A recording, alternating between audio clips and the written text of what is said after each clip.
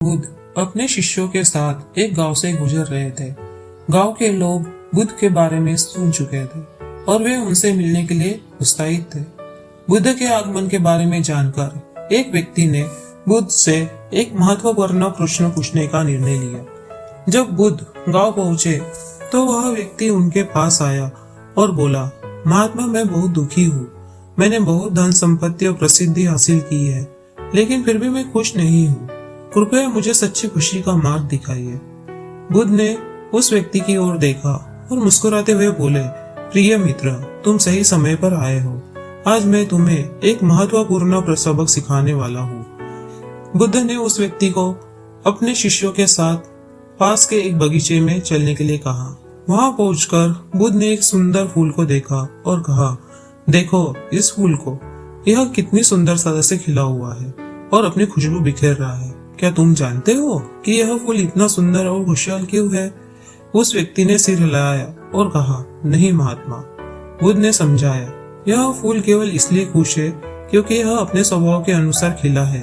यह अपने आप को किसी और से तुलना नहीं करता, नहीं यह किसी और से अधिक बनने की कोशिश करता है। यह केवल वही है जो यह है। फिर बुद्ध ने उस व्यक्ति को एक और उदाहरण दिया। सोचो, एक पंछी की तरह वह खुले आसमान में उड़ता है बिना किसी चिंता के। उसे इस बात की कोई परवाह नहीं होती कि लोग उसके बारे में क्या सोचते हैं। वह केवल अपनी मर्जी से जीता है और अपनी स्वतंत्रता का आनंद लेता है।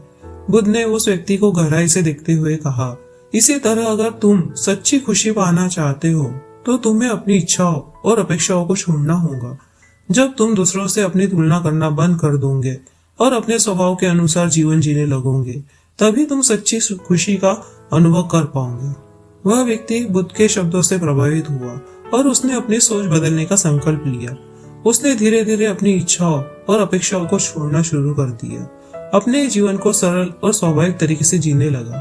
कुछ समय बाद वह व्यक्ति फिर से बुद्ध से मिलने आया। इस बार उसके चेहरे पर एक शांत मुस्कान थी। उसने कहा, महात्मा, आपके उपदेश ने मेरी जिंदगी बदल दी है। अब मैं सच्ची खुशी का अनुभव कर रहा हूँ। मैं अब अपनी संपत्ति या प्रसिद्धि में नहीं, बल्कि अपने स्वभाव और सरलता में खुश हूँ।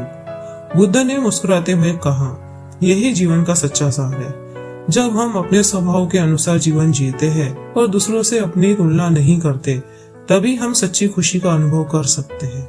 इस प्रकार बुद्ध ने उस व्यक्ति को सच्ची खुशी का मार्ग दिखाया और उसे यह समझाया कि खुशी बाहरी वस्तुओं में नहीं, बल्कि हमारे अंदर ही होती है। हमें केवल अपने आप को पहचानना और स्वीकार करना होता है।